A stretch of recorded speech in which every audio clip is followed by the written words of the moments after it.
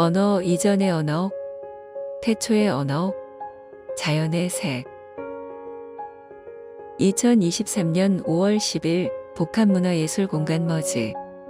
이곳에서 숨 36.5라는 이름의 전시가 열렸는데요. 문명 이전의, 태초의, 언어 이전의 언어를 이야기하고 있는 서세승 작가의 전시입니다. 이번 전시는 2023년 문화체육관광부 한국문화예술위원회의 온라인 미디어 예술활동 지원 사업의 지원을 받아 제작되는 아트 다큐레이팅의 첫 번째 전시로 진행되어 더욱 의미 있는 전시가 아닐까 생각되는데요.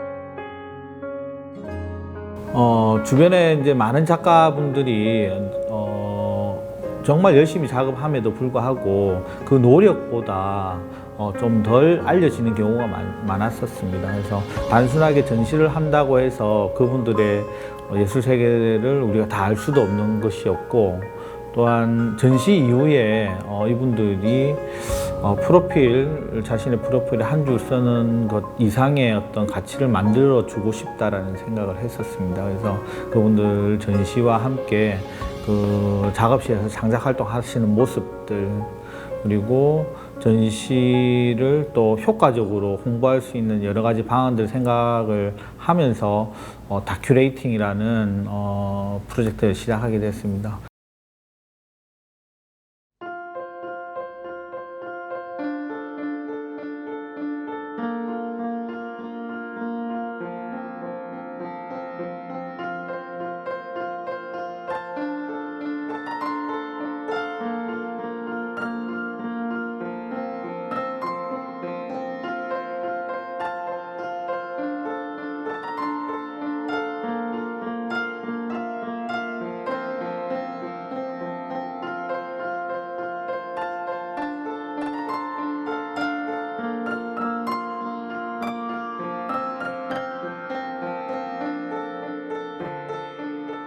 호국의 고장 7곡.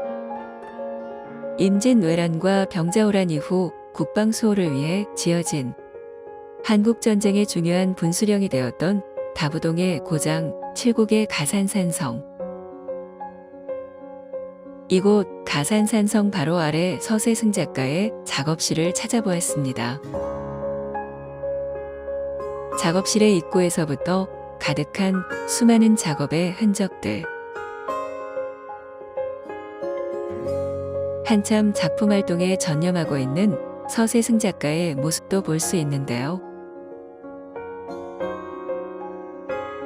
대구를 기반으로 해서 굉장히 이제 그 언어 이전의 언어라는 어떤 주제를 가지고 작업을 해오고 있고, 굉장히 추상적이면서도 아주 원시적인 그 화면 구성을 통해서 정말로 예술 이전의 어떤 원초적인 어떤 표현 통해서 예술의 근원이 무엇인지에 대해서 집중하고 탐구하고 있는 작가였습니다. 저는 현대 미술 겸 작업도 하고 기획을 하고 있는 현대미술가 서세승입니다. 처음에는 저도 뭐 회화의 어떤 기본 그리고 뭐 그런 방향을 이제 찾아가다가 이제 현대에 와서 늘 변형과 이제 파괴 속에 나만의 것을 사실은 갈구를 하는 거였고, 그래서 그런 기법들이든 이런 걸 이제 어깨너머로 지속적으로 계속 연마하다가 우연찮게 이제 그 현대 미술이라는 거에 관해서 굉장히 조금 생각을 고심할 때가 있었는데, 그러면서 고전으로 오히려 돌아가 본 거죠. 고전으로. 그래서 이제 최초의 어떤 예술가들 뭐 향유 등 그런 게 무엇이 있을까?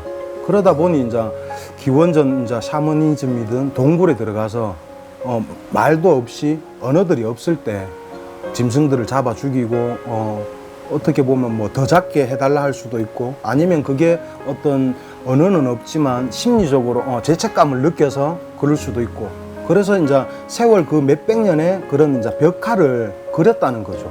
그게 이제 현존에 재해석을 하자면 현대 이제 어떤 이제 미술의 그 이제 그 예전에 이제 어떤 미술가들인데 그런 거를 응용해 보면은 어떨까 싶어서 이제 제 작업에 전복을 해본 거죠.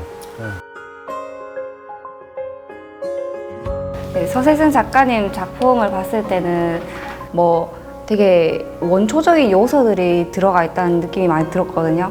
왜 다른이라기보다는 일반적으로 그림을 보면 뭐, 아, 내가 여기 왔는데, 여행을 왔는데 되게 좋았었어. 난 여기에서 이런 느낌을 받았었어. 그래서 약간 주관적인 거나 아니면 진짜 실사처럼 재현을 하기 위해서 애를 많이 쓰잖아요. 근데 그런 느낌보다는 그 서세승 작가님 작품은 진짜 약간 발굴된 이미지 같다는 느낌을 되게 많이 받았어요.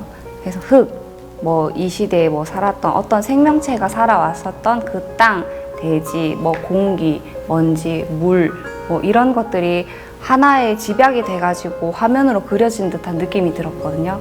그래서 어떻게 보면은 한 생명체가 살아온 시간들이 여기에 다 담겨 있겠구나. 작가님께서도 써놓았지만 이 희노애락이라는 감정들이 아주 미세한 입자처럼 쌓여서 두터운 층을 만들어낸 게 아닐까. 그런 생각이 들어서 아, 그게 되게 재미있고 인상적이었던 것 같아요. 언어 이전의 언어. 그 태초의 언어를 표현하기 위해 쌓아 올린 수많은 탐구와 번뇌. 그것이 지금의 작가를 그리고 작가와 함께 문화기획자로서 한 걸음 더 나아가게 하는 원동력이 아닐까 싶은데요. 조금 문화적인 거에서 보편성이든 대중성이든 그리고 미술 예술이 꼭 난해한 게 아니고 음악이나 시나 사람들하고 복합적으로 이제 융합해서 보일 수 있다는 거를 조금 더 사람들하고 함께 참여하고 싶고 그런 부분에서 기획을 이제 시작하게 됐고 그 지금의 현존에는 분명한 거는 작업이 제 작업 자체가 사실상 어떤 보편성이나 대중성을 향해서 간다고는 생각을 하고 있지 않거든요. 그래서 제 작업은 어차피 제 개인적인 거고 그래서 제가 개인적으로 가지고 가야 되는 부분이고 그리고 기획 부분은 그래도 조금 더 보편성 사람들과 어울릴 수 있고 향유할 수 있고 그 다음에 제가 또 작가 선생님들을 한 분 한 분 모셔서 제가 또 배울 수도 있고 그래서 이제 제 개인 작업도 하지만은 기획 쪽의 일을 이제 컨택하게 된 거고 그렇게 이제 병행하면서 가는 거죠. 네.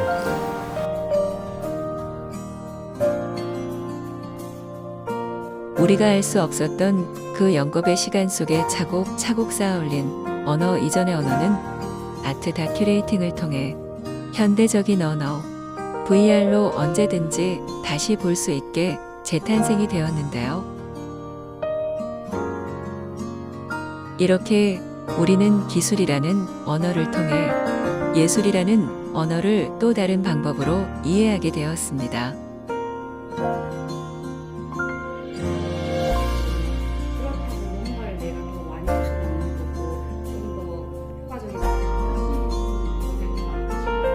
사실 다큐레이팅 프로젝트가 2023년 올해 가장 중요한 프로젝트 중에 하나여서 신경이 많이 쓰였어요. 그래서 그만큼 일도 많았고 신경 써야 할 것도 많았죠. 근데 끝나고 보니까 아쉬운 부분도 사실 없진 않은데 그래도 홀가분하다는 생각이 많이 들어요.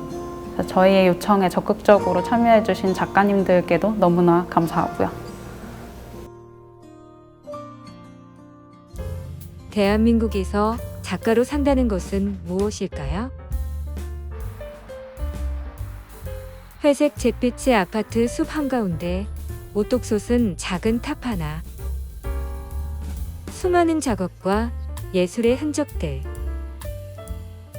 어떤 작가의 작업실인 듯한데요. 주로 공간에 대한 이야기를 하고 있는 부산의 청년 작가 서영 작가입니다. 저는 부산을 기반으로 활동 시각 예술을 하고 있는 서영 작가라고 합니다. 네. 그리고 저는 주로 공간에 대한 주제를 가지고 여러 뭐 설치나 매체를 통해서 풀어내는 작업을 하고 있습니다. 대한민국 땅에서 쉽지 않은 작가의 길. 예술의 길을 걷고 있는 서영 작가는 어떻게 해서 작가의 길을 걷게 되었을까요? 그림 그리는 건 되게 좋아했어가지고 나는 졸업하고도 작업할 거야 라고 대답을 했는데 진짜 막 졸업 딱 하고 현실적으로 딱 마주하니까 조금 막막한 부분이 있었어요. 다들 그러셨겠지만 그런 도중에 한 프로젝트를 참여하게 되었고 이제 뭐 스쿼트 프로젝트라는 기획자분이 기획을 하셔서 한 달 동안 뭐 예술로서 점거하는 어떤 지역을 점거하는 그런 프로젝트였는데 대학생 때는 미처 경험하지 못한 또 시야였고 여러 또 현업 작가분들이랑 소통을 하면서 내가 막연하게 생각했던 것들이 이렇게 눈에 보이기 시작하니까 또 재밌더라고요. 재밌기도 했고 작업을 그냥 이런 뭐 작업실이나 어떤 한 공간 안에서만 하는 게 아니고 또 외부에서 내 작업을 좀 이렇게 그 공간이랑 마주하면서 만들 수 있다는 게 또 조금 스스로한테 좀 충격이 왔나 봐요. 그때부터 공간에 대한 얘기를 좀 더 이렇게 직접적으로 하고 싶은 주제가 되지 않았나. 그렇게 또 연결고리가 있지 않았나. 돌아보면 그런 생각이 들더라고요. 마침 세 번째 개인전을 앞두고 분주히 작업 중인 서영 작가의 모습인데요. 어느덧 땅거미가 진 늦은 시간까지 어둠을 밝히며 작업을 이어갑니다.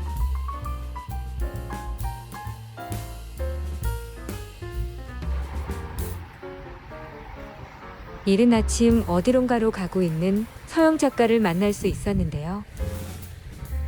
밤늦도록 작업을 이어갔을 서영 작가. 이번엔 무슨 일로 이른 아침부터 분주히 움직이는 걸까요? 부산 구에서 지금 수업을 하고 있습니다. 제가 이제 서영화 전공이라서 전공에 맞춰서 이제 그 수업을 계획하고 거기에 맞는 또 커리큘럼으로 애들을 지도하고 있죠. 물론 힘든 부분도 있지만 또 생각보다 또 그런 뭐라고 해야 되지? 지도하면서 여러 가지로 많이 얻어가는 부분도 있는 것 같아요. 스스로한테 대해서도 좀 생각도 많이 해보게 되고 누군가의 또 인생에 중요한 길잡이라고 해야 될까요? 그런 부분이 조금이나마 영향을 끼치기 때문에 그런 부분을 생각하면서 애들이랑 조금 다가가려고 하죠. 작가를 꿈꾸는 친구들에게 먼저 그 길을 걷고 있는 선배로서, 선생님으로서 가르치는 일로 하루를 시작하는 서영 작가의 모습입니다. 결국 밤샘 작업의 끝은 아침 출근이었네요. 생계를 위해 그리고 아이들을 가르치려 피곤한 몸이지만 작품 활동 역시 게을리할 수 없는 게 대한민국에서 작가로 산다는 것인 듯 합니다. 오늘은 작업실로 다시 가서 작업에 대해서 늘 하는 작업을 다시 진행하려고 합니다.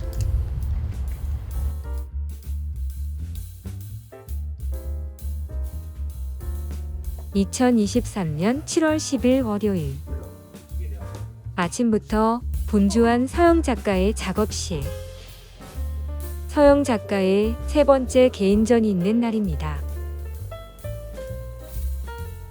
일단 침묵의 축을 어떻게 보면 작년부터 쭉 끌어오면서 그런 작업에 작업을 하는 힘이라고 해야 될까요? 그런 걸 좀 꾸준히 지속을 하긴 했었는데 그런 부분을 조금 봐주셨으면 좋겠고, 제가 말하고 싶은 공간들에 대해서도 조금 오셔가지고 한번 보시고 얘기를 좀 현장에서 나눠볼 수 있는 그런 자리가 되었으면 하는 바람이 있습니다. 다양한 작품 활동을 이어가는 서영 작가에게 이번 전시는 환경이라는 주제, 공간의 확장이라는 의미와 더불어 아트 다큐레이팅에 선정되어 진행되는 전시라는 점에서 또 다른 의미가 있는데요. 다큐레이팅은 다큐멘터리와 큐레이팅의 합성어로 그 이름처럼 작가들의 창작 활동을 자세하게 들여다보고 아카이빙하여 작가를 브랜딩하는 프로그램입니다. 이번으로 다큐레이팅의 두 번째 작가인 서영 작가님의 개인전이 진행됐는데요. 서영 작가님은 일상 속에서 일어나는 사건들을 작가님만의 공간으로 시각화하여 작업하는 작가입니다. 특히나 이번 작품들은 일상적이지만 우리가 놓쳐서는 안 되는 이야기들을 담아내 굉장히 인상 깊었습니다. 부산대학교 인근의 문화공간, 복합문화예술공간 머지에서 진행되는 침묵의 축이라는 이름의 전시입니다. 갤러리의 공간에 맞춰 분주히 작품 설치에 임하는 서영 작가의 모습 속에서 작품에 대한 뜨거운 열정을 엿볼 수 있는데요. 너무 다양해져가지고 제가 아는 이제 서영이 작품들은 평면부터 해가지고 왔는데 재밌었던 것 같아요. 이번 작업도 본인이 더 많은 걸 시도하는 것 같기도 하고 아주 너무 작업은 잘 되고 있는데 본인이 너무 신선하게 저는 보이니까 작업을 떠나서 이제 옆에서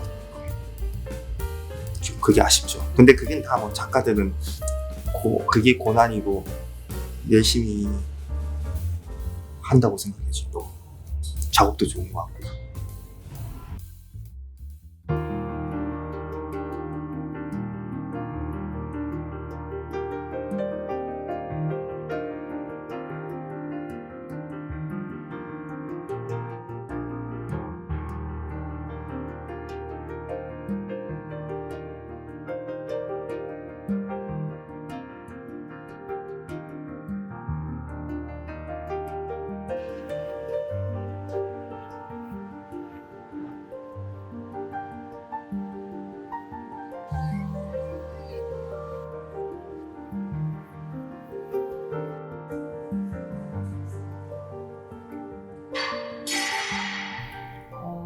침묵의 축이라는 제목은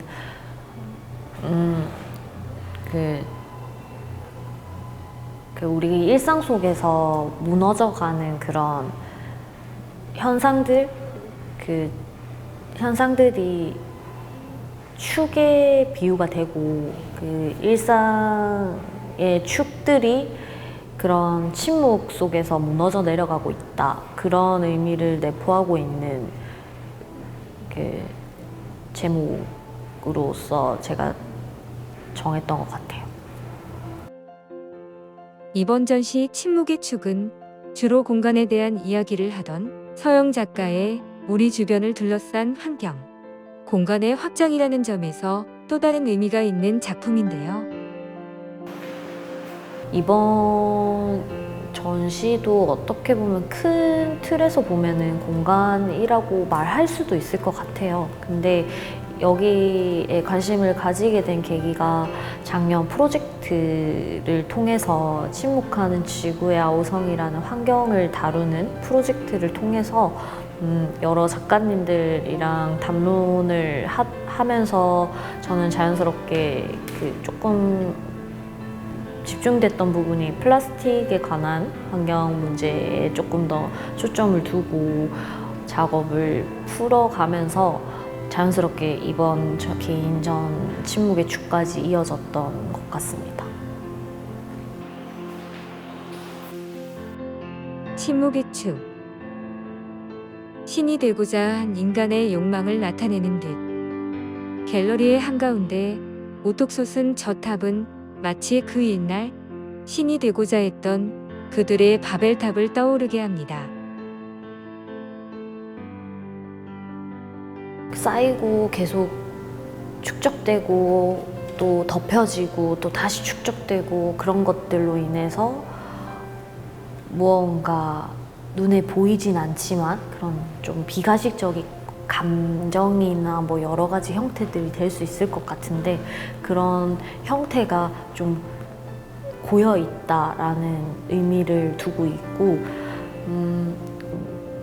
무분별하게 버려진 그런 이미지들을 기록을 했었어요. 기록을 해서 그 이미지를 부분적으로 사용을 했죠. 네, 직접적으로는 아니지만 제 작업 형태로 가지고 오면서 표현할 수 있는 방법으로서 좀 변형을 시켜서 다시 재구성하였던 것 같습니다. 침묵의 축을 중심으로 사방에 흩어진 인류의 흔적들. 마치 오랜 화석처럼 보이는 수많은 쓰레기 조각들은 멸망하기 직전 미래의 인류에게 보내는 경고이자 메시지를 나타내는 듯한데요. 어쩌면 예술가의 역할 중 하나가 어떤 한 시대를 대변하는 메신저가 아닐까요? 한 예술가가 이야기하는 작품들이 모여 마치 한 세대의 화석처럼 그 시대를 대변하는 게 아닐까 생각해 보게 합니다. 대한민국에서 이 땅에서 작가로 산다는 건 바로 그런 게 아닐까요? 약간 끊임없이 스스로도 탐구를 해야 되지만 그 스스로 탐구하는 것에 그 스스로를 알아가는 것에 그치지 않고 공감할 수 있는 이야기를 계속 던져야 되는 그런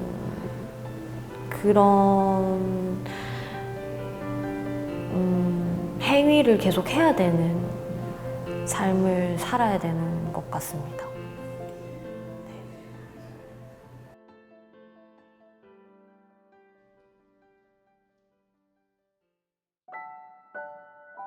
그날 이후 나의 모든 것이 바뀌었다. 사랑도, 친구도, 그리고 가족도. 그것은 나에게 지독한 상실의 시간으로 다가왔다. 진짜 뭐 쇠망치로 머리를 탁 하고 맞은 것처럼 정말 놀랐어요. 몰랐어요. 우울증이 원래 있었는지. 약간 우울한 감정들이 있었는지 왜 몰랐지? 약간 그런 부분들이 조금 있었죠.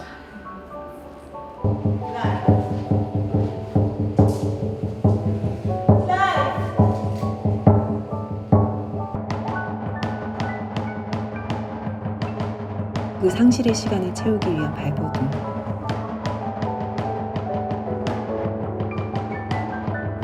그것은 살기 위한 발버둥이었고 오히려 그것이 나의 육신을 올가매기 시작했다.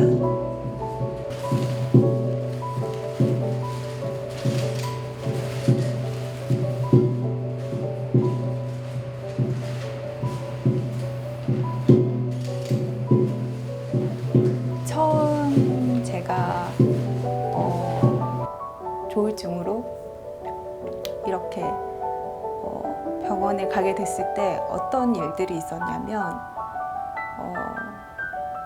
그 어렸을 적에 무언가를 상실했던 그 시절로 돌아가기 위해서 실타래를 집안에 다 풀어버렸거든요. 집에 있는 실타래라는 실타래는 다 모아서 그게 저의 시간인 거예요. 그 시간을 거꾸로 풀어내서 제가 정말 아팠던 그 시간으로 돌아가려고 했고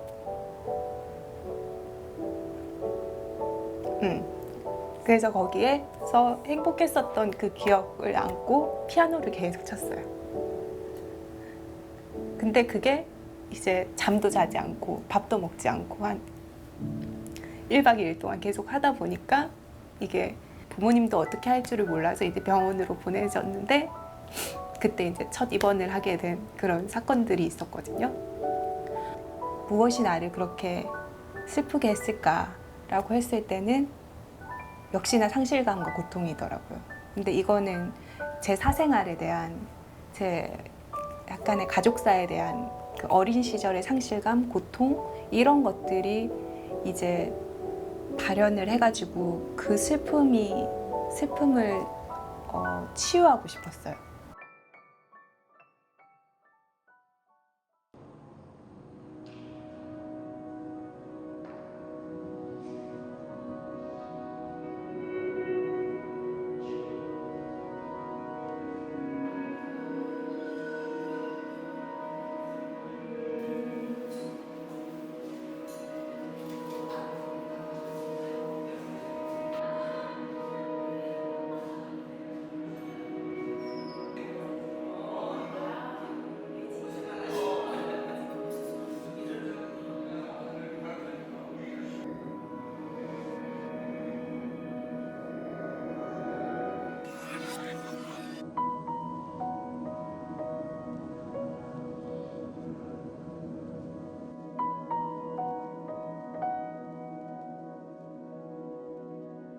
그리고 2023년 8월 나의 이야기는 다시 시작된다. 하나하나 공간을 채우고 있는 나의 이야기.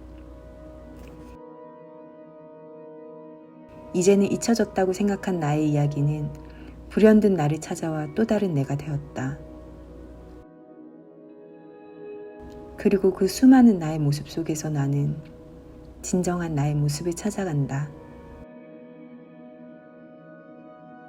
저의 조울증이라는 증상이 이제 끝이 났구나라는 것들을, 끝이 났다라는 거를 이렇게 예상을 하고 있었어요. 그 자신만만했었다. 그런 부분들이 있었거든요. 그래서 이번 전시는 내 과거에 대한 장래 의식이다. 여기서 이제 모든 걸 끝내고 나는 새로운 시작을 할 거다라는 그런 자신만만한 그런 태도가 좀 있었는데 피치 못하게 또 한 번 병원을 가게 됐어요.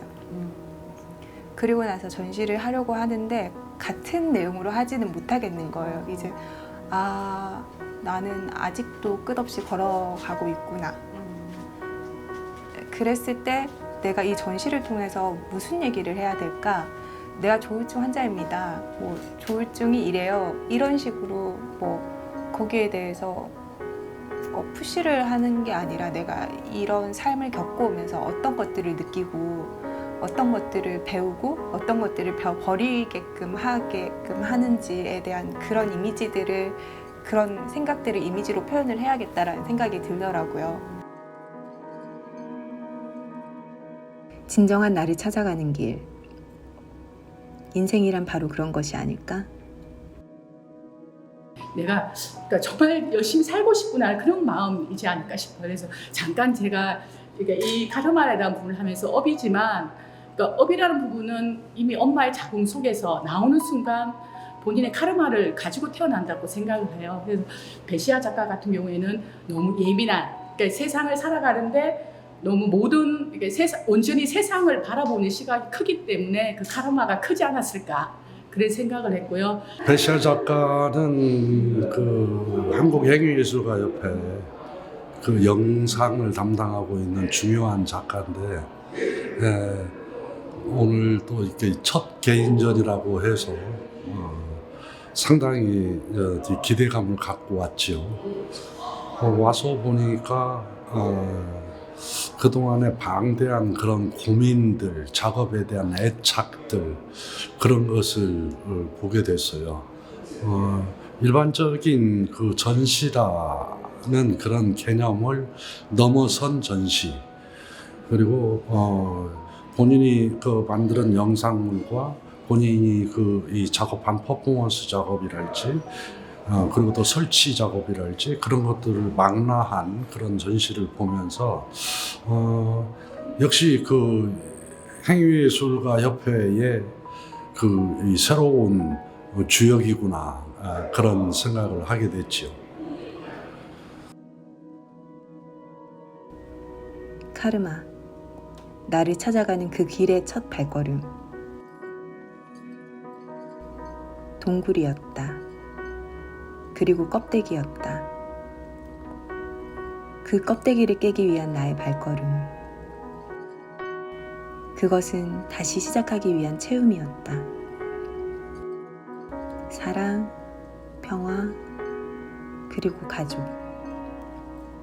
사랑과 평화와 어머니. 저는 제일 아픈 부분이 어머니에 대한 상실이에요. 근데 어머니도 마찬가지예요. 어머니가 자식의 상실하고.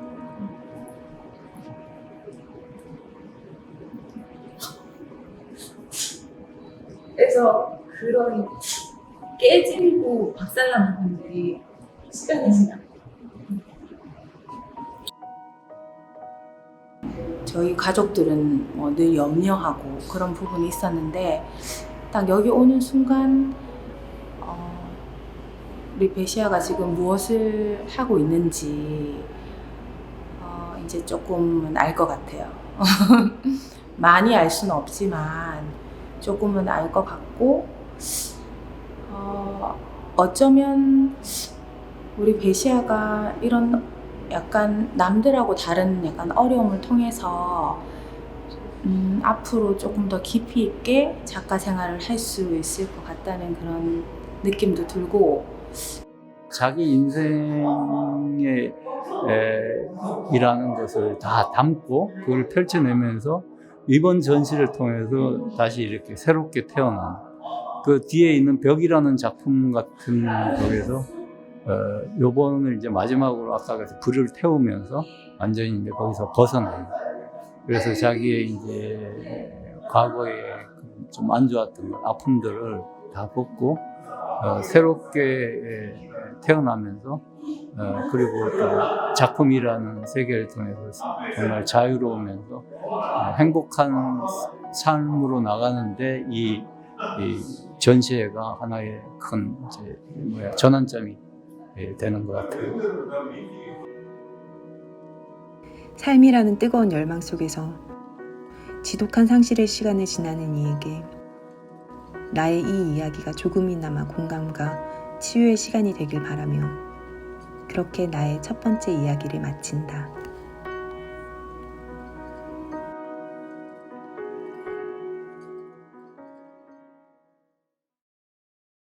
안녕하세요, 작가님. 저는 작가님의 5년 전에 시간에 살고 있는 베시아라고 합니다.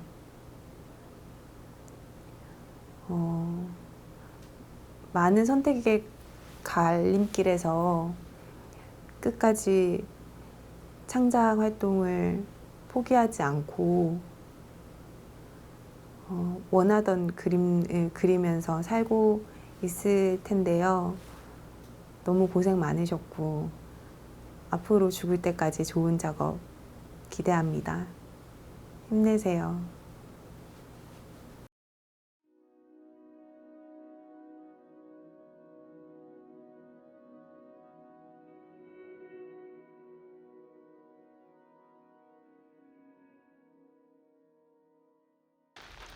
전주 한옥마을 인근에 위치한 이곳 원색 명화마을. 옛 운치가 느껴지는 골목길과 초록빛깔 논밭이 펼쳐진 평온한 시골 마을. 이곳에 마법사 한 사람이 살고 있습니다. 마치 동화 속의 한 장면 같은 원색 명화마을 어귀에 보이는 이곳이 바로 그 마법사가 살고 있는 집인데요. 뭔가 특별해 보이는 소품들이 바로 이곳에 마법사가 살고 있음을 보여주는 듯하죠? 낯선 이의 등장 때문일까요? 그 마법사는 온데간데 없고 덩그러니 빈 방만 보일 뿐입니다.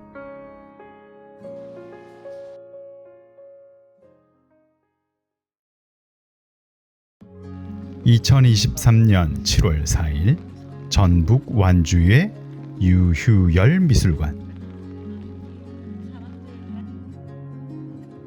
심상치 않은 풍모와 손놀림, 그 손끝에서 이어지는 화려한 색감. 바로 우리가 찾던 그 마법사입니다.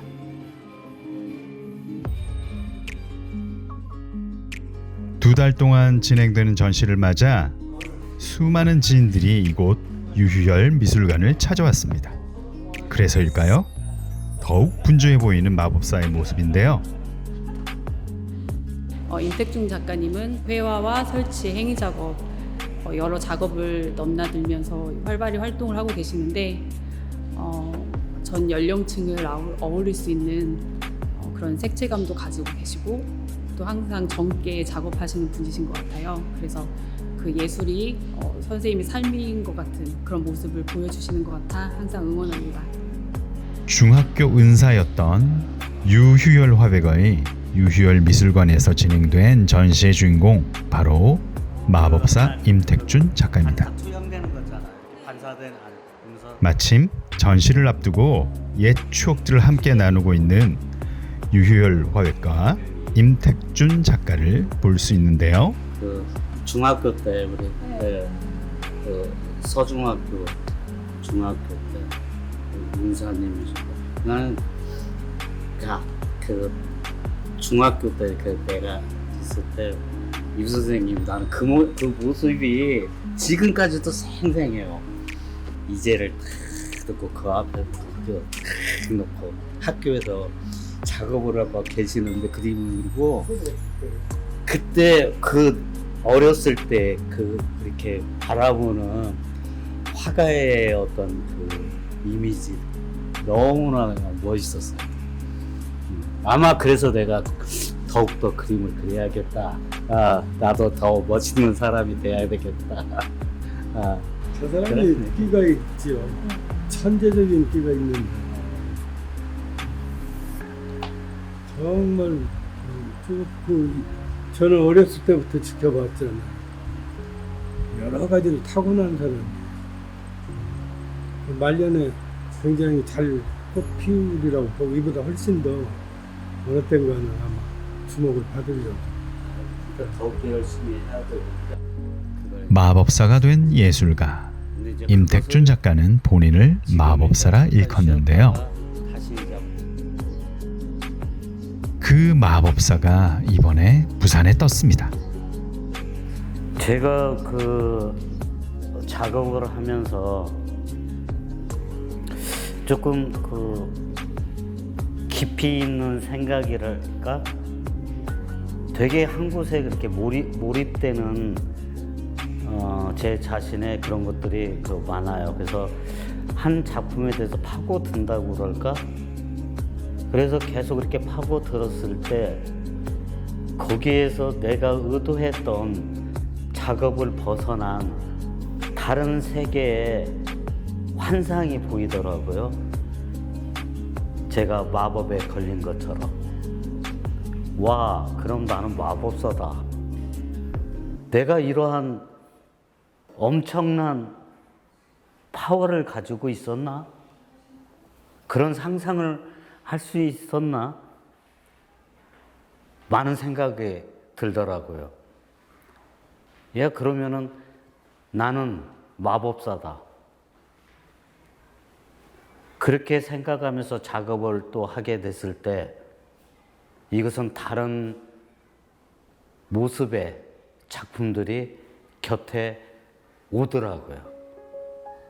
그래서 저한테 작업할 때는 마법을 부리는 것처럼 어떤 형상적인 거, 색깔적인 거, 모든 것들 꿈틀거리면서 마법에 걸리고 마법을 하고 주문을 외우고 주문을 외운 그 결과물에 대한 표현, 드로잉적인 이런 흔적들이 마법의 세계에서 보여주는 나의 같은 친구, 늘 같이 동행하는 그 자체로서 나는 마법사다. 나는 유자드다.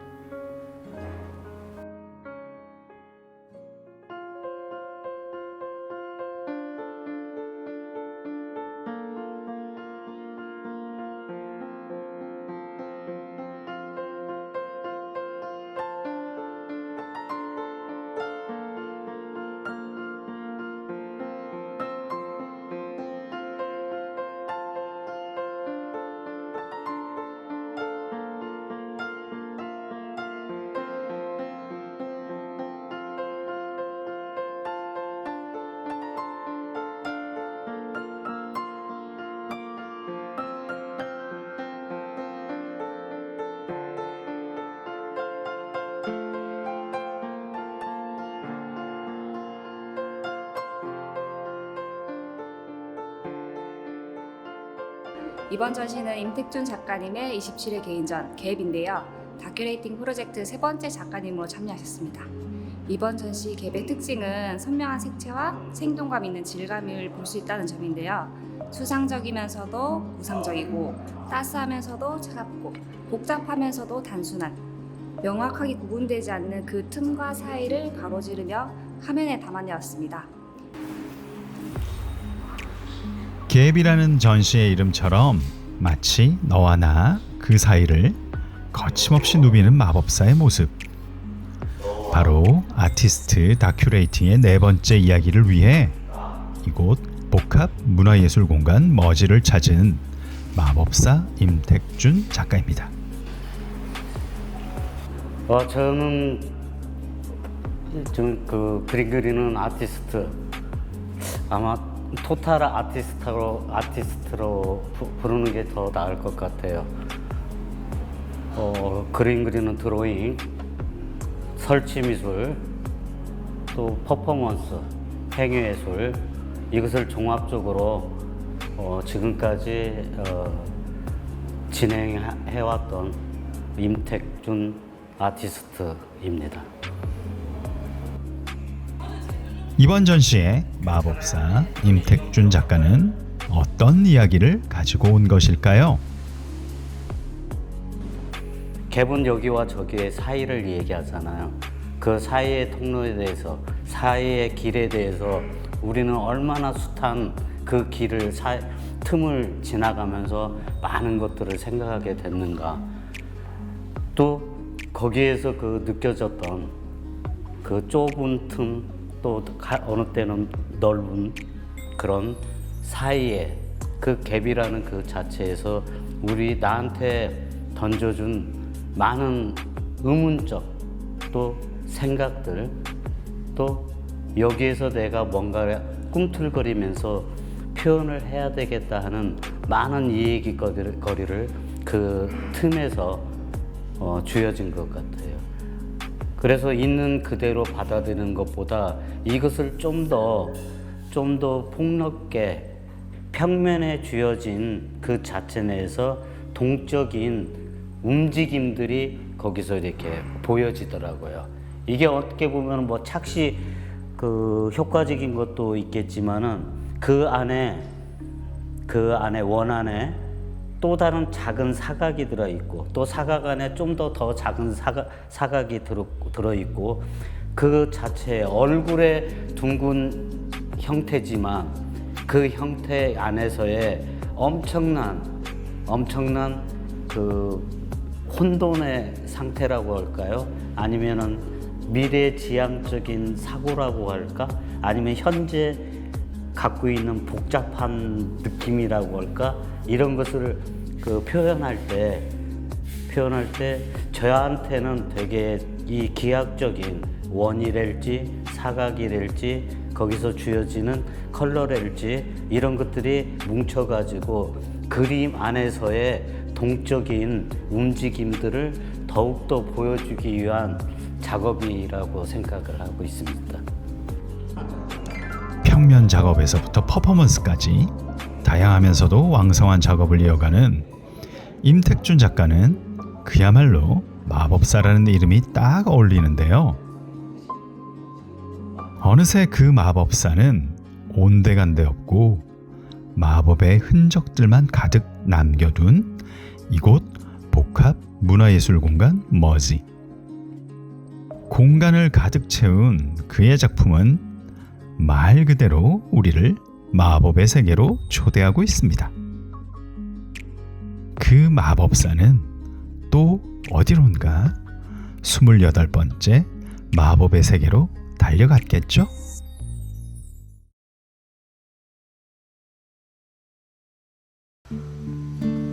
부산의 명산으로 손꼽히는 금정산. 아름다운 자연과 고즈넉한 범어사의 정취.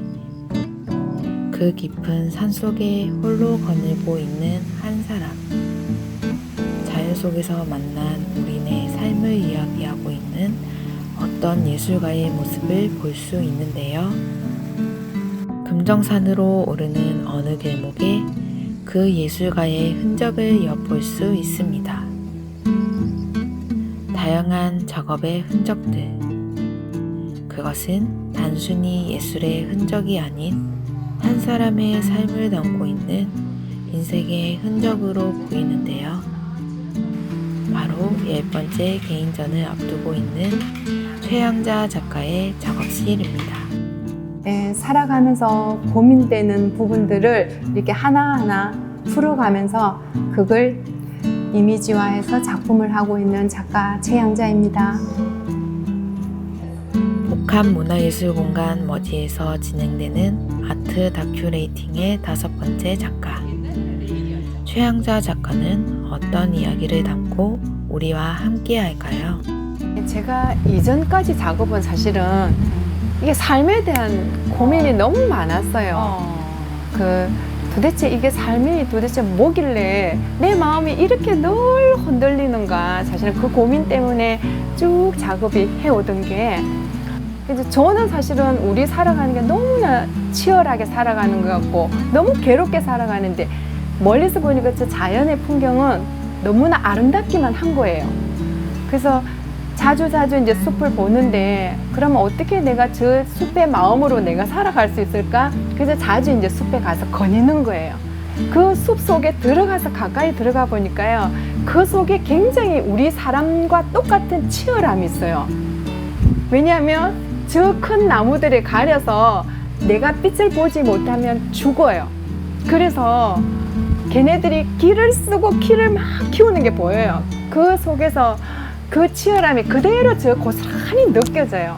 또 그 작은 큰 나무들 아래 그 작은 나무들은 또 그 나름대로의 생존 방식으로 살아가더란 말이죠. 그러니까 우리의 인간의 삶이랑 저 자연의 삶이 다르지가 않아요. 너무나.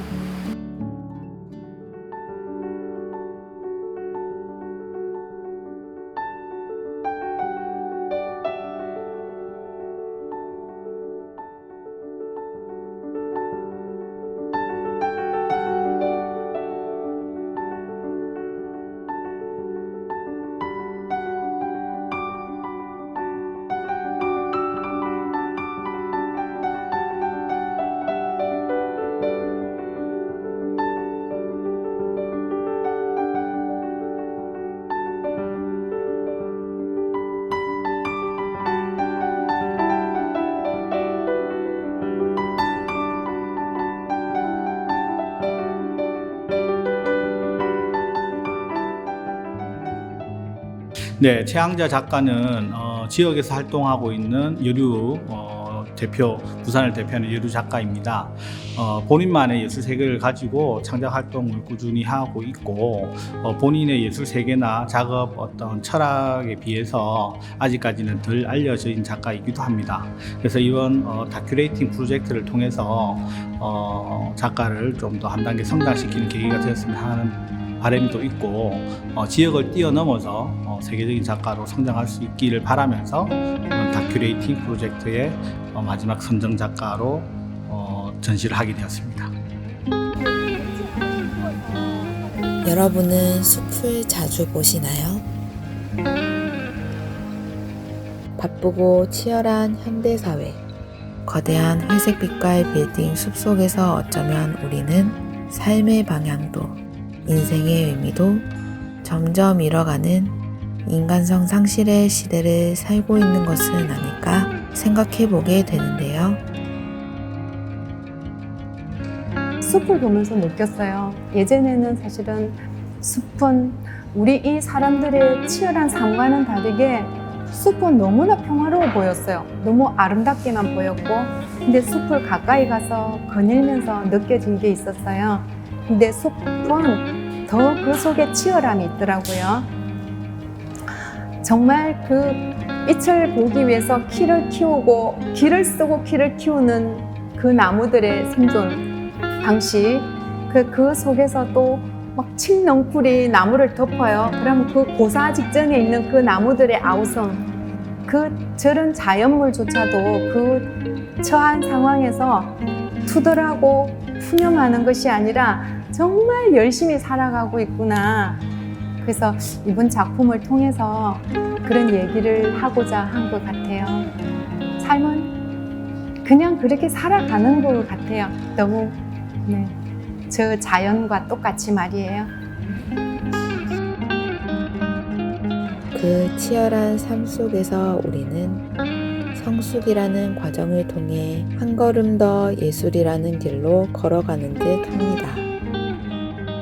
마치 돌고 도는 자연의 순환, 그 모든 것을 품고 있는 흙에서 자라난 숲처럼 우리 모든 사람들뿐만 아니라 우주 만물이 연결지어져서 존재하는 것을 얘기를 하고자 했고요. 특히나 숲에서 제가 어떤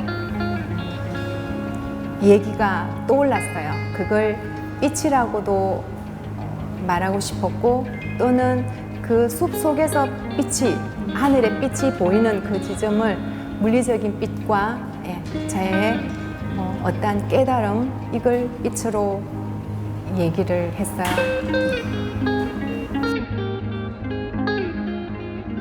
가장 치열한 삶의 열정 속에 피는 꽃이야말로 가장 위대한 자연의 그 예술과 가장 가까워지는 것은 아닐까요? 이번 전시 숲에서 바라본 빛 역시 우리에게 그렇게 이야기하고 있는 듯 한데요. 최양자 선생님의 10번째 개인전을 축하드리고요. 이번 개인전에는 숯을 이용하셔서 선으로 표현을 하셨는데, 이게 수많은 성과의 연결, 그런 곳에서 우리가 생활 속에서 느낄 수 있는 힘든 상황, 기쁜 상황, 이런 간단한 느낌들을 전달할 수 있도록 잘 표현해 주신 것 같고요. 그리고 간혹 보이는 어둡지만 그 속에 있는 빛은 더욱더 우리에게 큰 기쁨으로 느껴지는 것 같습니다. 그리고 늘 끊임없이 재료를 탐구하시고 또 새로운 소재를 발견하시려고 노력하시는 최양자 선생님 작품을 늘 응원하고 있습니다. 앞으로도 더 멋진 작품으로 만날 수 있기를 기대해 보겠습니다. 작가님은 평상시에 제가 이렇게 만나 뵈면은 굉장히 기교 없고 가식이 없는 굉장히 순수한 분으로 제가 이렇게 그렇게 느꼈고 그렇게 보였거든요. 회화가 보통 자연의 그 모방이라면은 최 작가님은 이번 전시에서는 자연을 흑백으로만 처리했습니다. 그것은 오랫동안 그 자연을 조응하고 관찰하지 않으면은 안 되는 그런 어떤 과정의 결과물이라고 보는데요. 이걸 보면은 흑백으로 처리한 이 모습을 보면은 과거의 어떤 기억 또는 몽환적인 어떤 세계에서 작가는 심이라든지 안식을 표현했지 않나 이렇게 여겨집니다. 낯에 이렇게 하기가 대세인 요즘에 와서 오랜만에 회화 본연의 모습을 본 것 같아서 좋습니다. 공허와 상실의 시대에 살고 있는 우리에게 자연은 가장 인간다워짐을, 그리고 그 인간다워짐을 통해 꽃피우는 예술을 이야기하고 싶은 건 아닐지 모르겠습니다. 꽃보다 아름다운 우리의 삶을 위하여. 사실은 정말 열심히 살아온 분이라면 살아낸다고 다들 수고가 많아요. 다들 한 분 한 분 안아주고 싶다는 생각을 하게 되네요. 그리고 너무 앞만 보고 달려온 분이라면 가끔 가까운 산에 찾아서 숲을 거닐으면서 좀 위안도 받으시고요. 정말 행복한 삶을 사시면 좋겠다는 생각을 하게 되네요. 네.